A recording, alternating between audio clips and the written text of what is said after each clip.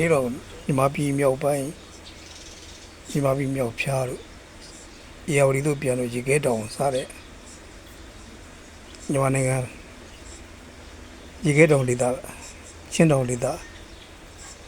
အနောက်မြောက်ပိုင်းဟူကောင်းချောင်းဒေသစွန်စားကစာအုပ်တွေအကြောင်းနဲ့ငယ်တင်ဆက်လိုပါတယ်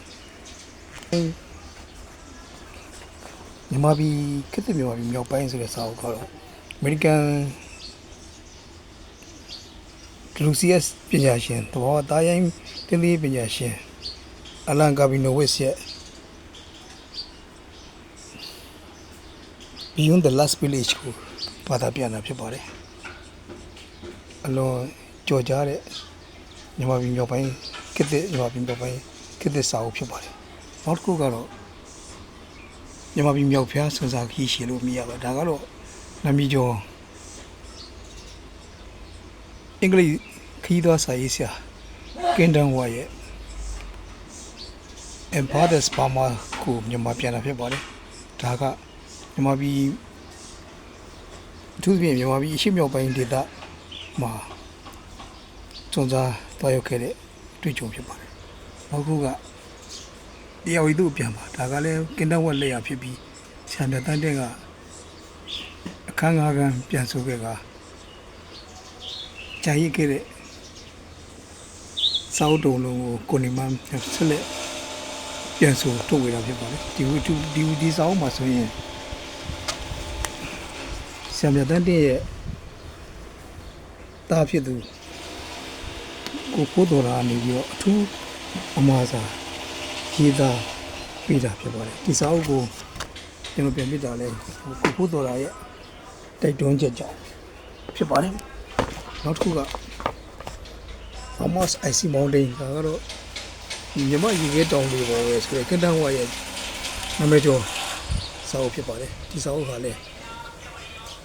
ကကပူရာစီတောင်ထိပ်ကိုရောက်လူအချက်လေးတွေနီးစပ်ခဲ့တဲ့လူစုံစားတယောက်ရဲ့စုံစားကံဖြစ်ပါတယ်ဒီဟာလေးနဲ့တစ်ဆက်တည်းနောက်ထပ်ဘာတွေရှိတယ်ဆိုတော့ကင်တန်ဝါနဲ့တူလိုက်ခဲ့တဲ့မြန်မာသစ်တောပညာရှင်လူဖြစ်တဲ့ဦးချစ်ကိုကိုဟာဆိုရင်ဒုက္ခမှုဆိုပန်းမှုဆိုနေနောက်ကျွန်တော်တို့စာရမီတိခီးတယ်စတဲ့စာအုပ်တော့ကိုရေးသားခဲ့ပါတယ်ဒီစာအုပ်တွေဟာမြို့သားစာပေစုစာပေမှန်စာမှုစုစသဖြင့်ရရှိခဲ့တဲ့စာအုပ်တွေဖြစ်ပြီး1940များကျော်များကလေးထွက်ခဲ့တော့ရှားပါးစာအုပ်တွေဖြစ်လို့အသစ်တစ်ပံပြန်လဲရိုက်နေရမှာမိသားစုရဲ့အကူအညီနဲ့ရိုက်နေခဲ့တာဖြစ်ပါတယ်သူဖြင့်ဒုက္ခမှုဆိုလို့ပန်းမှုဆိုလို့အပြင်စာရမီတိခရီးတွေဟာဆိုရင်တော်တော်စာရေးဆရာတွေသူစွန်စားတွေထိတွေ့ရေးသားမှုလွန်နေပါတဲ့ချင်းတောင်ဒေသအကြောင်းကိုအသေးစိတ်ရေးရတယ်သူတို့ဟာတမန်ဒီစာအုပ်တွေတမန်ကြီးသွားစာအုပ်တွေမဟုတ်ဘူးဒီတိုင်းရဒေသခံလူမျိုးတွေရိုက်နဲ့တဘာဝပုတ်ပင်တွေတဘာဝသားရိုင်းတွေရဲ့အချင်းစရိုက်တွေကိုပါရုံလုံးကြွနေအောင်ဖော်ပြနိုင်စွမ်းရှိတဲ့ခရီးသွားရတာစာပေတွေလို့ပြောလို့ရပါတယ်နောက်ဆုံးတော့ကတော့ဆောင်းရင်းစခဲ့တဲ့ဟဲ့ကျွန်တော်တို့အမေရိကန်လူစီယက်အရာရှိကျွန်တော်တို့အလန်ကာဘီနိုဝစ်ရဲ့နောက်ဆုံးလက်ရပါသူမတည်ခင်ရေးသွားခဲ့တဲ့ဘူကောင်းချိုင်ဝမ်ကြားထင်းစွန်စားကန်ဆိုတဲ့ဒီစာအုပ်ပါဆိုရင်အလွန်နာမည်ကြီးပါတယ်ရောင်းကောင်းဆုံးစီးဝင်ဖြစ်ခဲ့တယ်သူကဒီစာအုပ်ကိုသူမကွယ်လုံးမီရေးသားခဲ့တယ်သူသဖြင့်သူကင်ဆာယောဂနဲ့ခံစားနေရတာသိရတယ်မြန်မာပြည်မြောက်ပိုင်းမြန်မာပြည်နောက်မြောက်ပိုင်းခရီးတွေကိုနှစ်20လုံးလုံးဝလိုက်ထွက်လိုက်သွားခဲ့တယ်သူဟာမြန်မာပြည်ကိုအလွန်တောင်းဝစိန်ကြီးခဲ့တယ်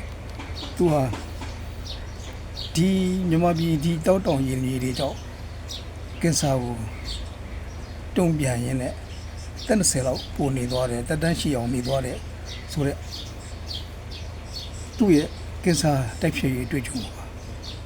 တွေ့ရမှာဖြစ်ပါတယ်ကိုလိုအပ်စာပြီးမှာ